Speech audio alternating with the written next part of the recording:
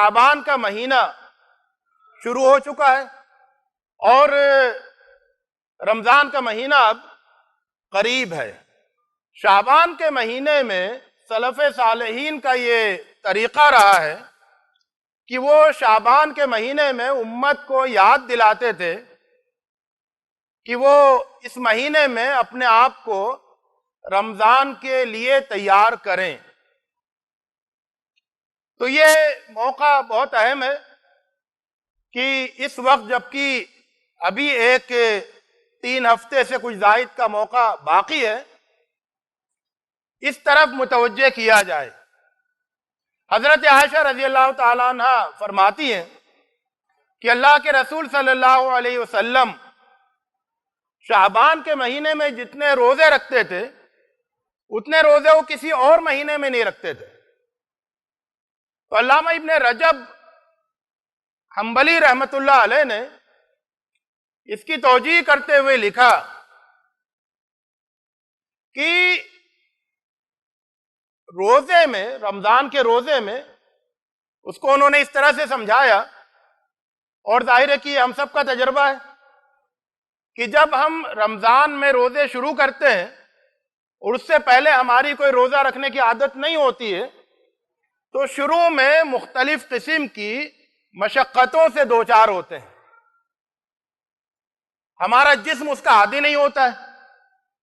تو شروع میں کچھ دنوں تک جسم پریشان ہوتا ہے، مطلب اس کو زحمت ہوتی ہے، روزے رکھنے میں زحمت ہوتی ہے شروع میں، تو پیٹ کی تکلیف ہوتی ہے اور اس طرح سے مطلب یہ کہ طبیعت بھاری رہتی ہے، اور وہ جو روزے کی عبادت میں جو لطف آنا چاہیے تھوڑا وہ متاثر ہوتا ہے۔ تو علامہ ابن رجب یہ کہتے ہیں کہ اگر شعبان میں کچھ روزے رکھ لیے جائیں تو اس کے نتیجے میں یہ ہوتا ہے کہ جسم جو ہے وہ روزے رکھنے کے لیے تیار ہو جاتا ہے اور جسم روزے سے مانوس ہو جاتا ہے۔ تو اس کے بعد پھر جب رمضان کے روزے ہم شروع کرتے ہیں تو رمضان کے روزے شروع ہی سے بہت نشاط کے ساتھ، بڑی صحت کے ساتھ اور اس کا لطف اٹھاتے ہوئے ہم رکھ سکتے ہیں۔ تو یہ تو ایک پہلو ہوا تیاری کا، جس کی طرف علامہ ابن رجب نے اشارہ کیا ہے کہ اگر ہم شعبان میں کچھ روزے رکھ لیں تو رمضان میں ہم شروع ہی سے بہت نشاط کے ساتھ اور روزے کی کیفیت کے ساتھ، مطلوبہ کیفیت کے ساتھ ہم روزے کا، رمضان کا آغاز کر سکتے ہیں۔ اس کو اور بڑے تناظر میں دیکھنے کی ضرورت ہے، اور وہ یہ ہے کہ رمضان کا مہینہ یہ امت کی، مسلمانوں کی تربیت کے لیے، ان کی شخصیت کی تعمیر کے لیے، ایک بہتر مسلم سماج کی تشکیل کے لیے بہت ہی غیر معمولی اہمیت کا حامل ہے، بہت زیادہ مفید ہے۔ شرط یہ ہے کہ اسی تصور کے ساتھ رمضان کو گزارا جائے۔ تو رمضان کی تیاری کا ایک پہلو یہ ہے کہ ہم رمضان شروع ہونے سے کافی عرصہ پہلے سے یہ سوچنا شروع کر دیں، اپنا تصور بنانے لگیں اور ذہن میں اس کو واضح کرنے لگیں کہ اس مرتبہ رمضان کے مہینے سے ہمیں کیا کچھ حاصل کرنا ہے، اور ابھی سے یہ سوچ لیں کہ رمضان کے اس مہینے میں، آنے والے مہینے میں ہماری خاص سرگرمیاں کیا ہوں گی۔ یہ بات اس لیے اہم ہے کہ اگر پہلے سے تصور بنا ہوا نہیں ہو اور پہلے سے ذہن بہت واضح نہیں ہو تو ایسا ہوتا ہے کہ اچانک رمضان میں ہم داخل ہو جاتے ہیں تو پھر ہماری سمجھ میں نہیں آتا کہ ہمیں کیا کیا کرنا ہے، تو بہت سا وقت جو ہے وہ اسی طرح سے گزر جاتا ہے۔ یہاں تک یہ ہوتا ہے کہ جب اعتکاف کا وقت قریب آتا ہے، آخری عشرے کا، تو اس سے پہلے ہم جمعے میں اعتکاف کی فضیلت پر تقریر سنتے ہیں اور ہمارے دل میں یہ خواہش پیدا ہوتی ہے کہ ہم بھی اعتکاف کریں، لیکن پھر ہمارے ذہن میں یہ بات آتی ہے کہ ہم چونکہ ابھی اس کے لیے تیار نہیں ہیں اور ابھی اس کے لیے وقت نکالنے کی پوزیشن میں نہیں ہے، تو اس لیے ہم اس مرتبہ تو اعتکاف نہیں کریں گے، اگلے سال اعتکاف کریں گے۔ تو اگلے سال اعتکاف کریں گے، اور پھر بات آئی گئی ہو جاتی ہے، اور پھر وہی ہوتا ہے کہ اعتکاف سے چند روز پہلے پھر ہمارے کانوں میں یہ بات پڑتی ہے کہ اعتکاف کرنا بہت مفید کام ہے، بہت اجر و ثواب کا کام ہے۔ تو پھر ہم یہی سوچتے ہیں کہ اس مرتبہ تو ہم ابھی تیار نہیں ہیں، تو پھر ہم اگلے سال پہ ڈال دیتے ہیں۔ لیکن اگر ہم رمضان سے 1 مہینہ پہلے سے اپنے ذہن میں یہ بات واضح کر لیں کہ نہیں اس مرتبہ تو ہمیں اعتکاف کرنا ہے، تو پھر اس کے لیے جو مصروفیت کا، وقت کا، جو ایڈجسٹمنٹ کا مسئلہ ہے، اس کو ہم ابھی سے کر سکتے ہیں، اور کرتے ہوئے وہاں تک پہنچیں گے تو ہم پورے طور پر تیار ہو چکیں گے اعتکاف میں داخل ہونے کے لیے۔ تو یہ تو اعتکاف ایک واضح سی مثال تھی، اس کا میں نے ذکر کیا۔ اصل میں اگر ہم ذہنی طور پر تیار رہیں تو رمضان کی بہت ساری چیزوں سے ہم پہلے سے فائدہ اٹھانے کی تیاری کر سکتے ہیں۔ کہ مثال کے طور پر سب سے پہلے تو میں نے جیسا کہ بتایا کہ تصور کا مسئلہ ہے کہ اس مرتبہ ہمیں رمضان میں کیا کیا کرنا ہے۔ مثال کے طور پر اگر کسی شخص نے ابھی تک قرآن مجید ترجمے کے ساتھ پورا نہیں پڑھا ہے، تو وہ یہ فیصلہ ابھی کر سکتا ہے کہ اس مرتبہ میں رمضان میں قرآن مجید کو ترجمے کے ساتھ مکمل کروں گا۔ ظاہر اس کے لیے وقت درکار ہوگا، اور اس کے لیے ابھی سے پلاننگ کرنی ہوگی۔ کسی شخص نے ابھی کبھی قرآن ختم ہی نہیں کیا ہے، تو وہ یہ فیصلہ کر سکتا ہے کہ اس مرتبہ میں قرآن ختم کروں گا۔ کسی شخص نے کی صورتحال یہ ہے کہ اس کو قرآن ناظرہ پڑھنا نہیں آتا، اور اس نے یہ فیصلہ کیا ہے کہ وہ اس مرتبہ رمضان میں قرآن مجید کی زیادہ سے زیادہ تلاوت کرے گا، تو اسے کیا کرنا ہوگا؟ یہ جو 1 مہینے کا موقع ہے اس میں وہ کوشش کر کے قرآن مجید ناظرہ پڑھنا سیکھ لے۔ کوئی انتظام، کسی موجود انتظام سے فائدہ اٹھا کر، مسجد کے ہر مسجد میں انتظام ہوتا ہے ناظرہ سکھانے کا، تو اگر ابھی وہ ناظرہ سیکھ لے اس 1 شعبان کے مہینے میں، تو رمضان کے مہینے میں وہ قرآن مجید اطمینان کے ساتھ پڑھے گا، ناظرہ پڑھ سکے گا۔ اگر کسی شخص کی تجوید اچھی نہیں ہے، تجوید کے ساتھ، خوبصورتی کے ساتھ قرآن مجید کی تلاوت نہیں کر پاتا ہے، تو اس کے لیے بھی موقع ہے کہ وہ اس عرصے میں قرآن مجید کی اچھی تلاوت کرنا سیکھ لے۔ اس کے بہت سارے انتظامات ہماری مسجدوں میں ہیں، اور بہت سارے انتظامات تو اب ہمارے موبائل میں آ گئے ہیں کہ جن میں آپ پوری تجوید سیکھ سکتے ہیں بہت اچھی طرح سے۔ تو آپ تجوید سیکھ لیں، تو پھر قرآن مجید کو آپ جب رمضان کی راتوں میں پڑھیں گے، نمازوں میں پڑھیں گے، الگ سے تلاوت کریں گے، تو اس میں آپ کو قرآن مجید پڑھنے کا لطف حاصل ہوگا۔ تو ابھی اس کی تیاری کا ایک موقع ہے۔ تو یہ کیا ہے کہ آپ اسی طرح سے اگر آپ نے یہ طے کیا ہے کہ آپ تہجد پڑھیں گے، اور قرآن رمضان میں قیام لیل اور تہجد کی فضیلت وہ تو سب کو معلوم ہے، لیکن یہ ہے کہ اس کے لیے کیا ضرورت پڑتی ہے کہ ہمیں قرآن مجید کی کچھ صورتیں یاد ہوں۔ جتنی زیادہ صورتیں یاد ہوں گی اتنی ہی زیادہ ہم اچھی طرح سے تہجد پڑھ سکیں گے، قیام لیل کر سکیں گے۔ تو اس کے لیے کیا ہے کہ ابھی جو ہمارے پاس موقع ہے 1 مہینے کا تقریباً، اس میں ہم ٹارگٹ کر کے، نشانہ بنا کے بہت سی جتنی ہو سکے صورتیں یاد کر لیں۔ رمضان میں ہم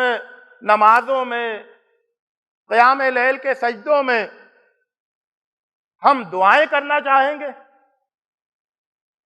قرآنی دعائیں، مسنون دعائیں، اور اگر یہ دعائیں ابھی ہمیں یاد نہیں ہیں تو ہم ابھی 1 مہینہ باقی ہے،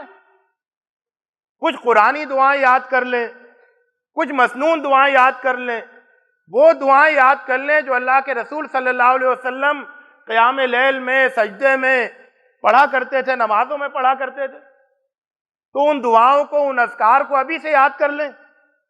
تو ایک پورا موقع ہے ابھی تیاری کا رمضان کی۔ تو یہ تو علمی تیاری ہوئی۔ ایک دوسری تیاری وقت کی، یعنی وقت رمضان میں اگر آپ نے یہ طے کر لیا کہ اس مرتبہ رمضان میں ہم کو زیادہ سے زیادہ وقت قرآن مجید کی تلاوت میں، اس کے ترجمے میں، دینی کتابوں کے مطالعے میں اور دعاؤں میں، اذکار میں، نمازوں میں، اس میں لگانا ہے، راتوں کو زیادہ سے زیادہ جاگنا ہے اور عبادت کرنا ہے، تو اس کے لیے آپ کو وقت چاہیے ہوگا۔ اور اس وقت کا انتظام بھی آپ ابھی سے کر سکتے ہیں بہت بہتر طریقے سے۔ کہ مثال کے طور پر آپ آج یہ سوچیں کہ وہ کیا کیا کام ہیں گھر کے جو رمضان میں کرنا پڑتے ہیں، لیکن وہ میں اگر ابھی کر لوں تو رمضان میں نہیں کرنا پڑیں گے۔ تو ان کاموں کی فہرست بنائیے، ان کاموں کو آپ ابھی کر لیجئے۔ آفس کے وہ کون کون سے کام ہیں جن کو اگر میں ابھی کر لوں، زیادہ محنت کر کے، اوور ٹائم لگا کے، تو پھر رمضان میں مجھ کو زیادہ موقع مل جائے گا اور آفس کے کاموں کا میرے اوپر اتنا بوجھ نہیں رہے گا۔ ایک طالب علم یہ سوچ سکتا ہے کہ ابھی اگر میں بہت ساری چیزوں کی پڑھائی کر لوں تو پھر رمضان میں مجھے اپنے اسٹڈی ٹائم میں سے کچھ وقت نکال کے میں اپنی عبادت کے لیے لگا سکتا ہوں۔ تو اس طرح سے کیا ہوگا کہ آپ ابھی سے جب بہت سارے کام جو لوگ ٹالتے رہتے ہیں کہ وقت آنے پہ کریں گے، اور وہ آپ ابھی کر سکتے ہیں، اور وہ آپ ابھی اگر کر لیں تو پھر آپ کو رمضان میں زیادہ وقت ملے گا کام کرنے کا، یعنی رمضان کے کام کرنے کا۔ ایک خاتون نے اپنا تجربہ لکھا، بہت اس کے اندر حکمت کا پہلو ہے۔ اس نے یہ کہا کہ رمضان میں جو ہم کو مسالے پیسنا ہوتے ہیں اور مختلف قسم کے پیسٹ تیار کرنے ہوتے ہیں کھانے وغیرہ بنانے کے لیے، تو ہم یہ کرتے ہیں کہ وہ سب رمضان سے پہلے ہی زیادہ سے بنا کر اس کو اپنے فریج میں رکھ لیتے ہیں، اور اس کے بعد پھر رمضان بھر اس کو استعمال کرتے ہیں، تو پھر ہمیں رمضان میں ایک بڑا وقت ہمارا وہ بچ جاتا ہے۔ تو یہ اصل میں فکر ہونی چاہیے کہ وہ کیا کیا کام میں ابھی کر لوں اور تیاری کر لوں جس سے رمضان میں میرا وقت بچ جائے۔ ایک اور بہت بڑا مسئلہ ہے، وہ یہ ہے کہ عید کی تیاری اور رمضان کی بھی مارکیٹنگ، مطلب شاپنگ جو ہوتی ہے، وہ عید کی شاپنگ خاص طور سے وہ آدمی ٹال کے رکھتا ہے رمضان میں کرنے کے لیے، اور رمضان میں بھی رمضان کے آخری عشرے کے لیے۔ نتیجہ کیا ہوتا ہے کہ ایک تو پورا رمضان بازاروں سے بھرا ہوتا ہے، لوگ جو ہیں بازاروں میں بھرے ہوتے ہیں پورے رمضان، اور پھر جو آخری عشرہ ہوتا ہے اس میں تو عورتیں، مرد، اور رمضان کی پوری راتوں میں، یعنی دیر رات تک وہ بازار ان سے بھرے ہوتے ہیں۔ تو یہ سب کیا ایسا نہیں ہو سکتا کہ آپ عید کی منصوبہ بندی، یعنی عید کے لیے جو آپ کو کپڑے بچوں کے لیے سلانے ہیں، جو چیزیں خریدنی ہیں، وہ سب چیزیں آپ شعبان میں کر لیں، رمضان سے بھی پہلے۔ اور ٹھیک ہے شعبان کے مہینے میں بازاروں میں لوگ بازار بھرے ہوئے ہوں، اور رمضان کا مہینہ اور خاص طور سے اس کا آخری عشرہ، وہ اس میں بازار اس طرح سے نہیں وہ رونق نظر آئیں، بلکہ اس وقت پھر مسجدیں وہ رونق نظر آئیں، گھروں میں رمضان والی رونق نظر آئے، اور وہ سارے کام جو آپ کرتے ہیں وہ آپ شعبان میں کر لیں، ابھی کر لیں۔ اسی طرح سے شعبان ہی کے مہینے میں، یعنی ابھی آپ یہ بھی آپ کو تیاری اس طور پہ بھی کرنی چاہیے کہ رمضان میں جو آپ کو لوگوں کی مدد کرنی ہے، عید کے لیے جو اپنے خاندان کے محلے کے غریبوں کے لیے کپڑے سلوانے ہیں، افطار کے لیے جو لوگوں کی مدد کرنی ہے، اس کے سلسلے میں ابھی سے کچھ کریں۔ کچھ کرنے کا مطلب یہ ہے کہ عام طور سے کیا ہوتا ہے کہ رمضان میں جب ہمارے اندر نیکی کرنے کا جذبہ پیدا ہوتا ہے تو ہم جو ہمارے سامنے ہوتے ہیں اویلیبل، کہ مسجد کے باہر مانگنے والے کھڑے ہیں، آپ ان کو دے کر اور اطمینان سے گھر چلے جاتے ہیں۔ خود آپ کو کے ذہن میں یہ نہیں ہوتا، یعنی آپ یہ سروے نہیں کرتے کہ آپ کے اپنے محلے میں، آپ کے پڑوس میں، آپ کے بڑے خاندان میں کتنے لوگ ہیں جو واقعی مدد کے محتاج ہیں، اور خاص طور سے رمضان اور عید کے تعلق سے ان کی خصوصی مدد ہونی چاہیے۔ تو آپ ابھی سے اگر یہ سروے کر لیں اپنے پورے خاندان کا، بڑے خاندان کا، اپنے پورے بڑے محلے کا، اپنی بستی کا، اپنے گاؤں کا، اور یہ دیکھیں کہ کون کون ہے جس کی مجھے مدد کرنی ہے اور کتنی میں مدد کر سکتا ہوں، کتنی زیادہ، اور اس کے لیے میں ابھی سے کتنی کوشش کر سکتا ہوں، کتنا انتظام کر سکتا ہوں۔ اس کا نتیجہ کیا ہوگا؟ اس کا نتیجہ یہ ہوگا کہ رمضان میں جو آپ کے صدقات ہیں، جو آپ کی نیکیاں ہیں لوگوں کے ساتھ، وہ صحیح جگہ پر لگیں گی، اور اس کے نتیجے میں رمضان کے مہینے میں واقعتاً بہت سارے لوگوں کی ضرورتیں پوری ہو جائیں گی، بہت سارے لوگوں کی زندگیاں بدلیں گی، بہت سارے لوگوں کی زندگی کی صورت بدلے گی۔ تو اس لیے اچھا، اس میں اور بھی بہت سارے پہلو ہیں سوچنے کے، میں نے کچھ پہلوؤں کی طرف آپ کی توجہ آپ کو متوجہ کیا ہے، اس پر اور سوچئے۔ لیکن یہ ذہن میں ہونا چاہیے کہ اس مرتبہ جو رمضان آئے گا وہ میری زندگی کا بہت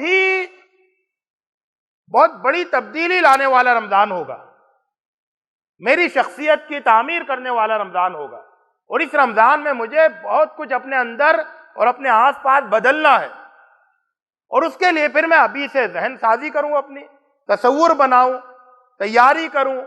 اور لوگوں کو اس پر آمادہ کروں، اور اپنا وقت اور اپنی توانائی، اپنی صحت، ان ساری چیزوں کو اس طرح سے میں رمضان کی تیاری کے لیے مرکوز کر دوں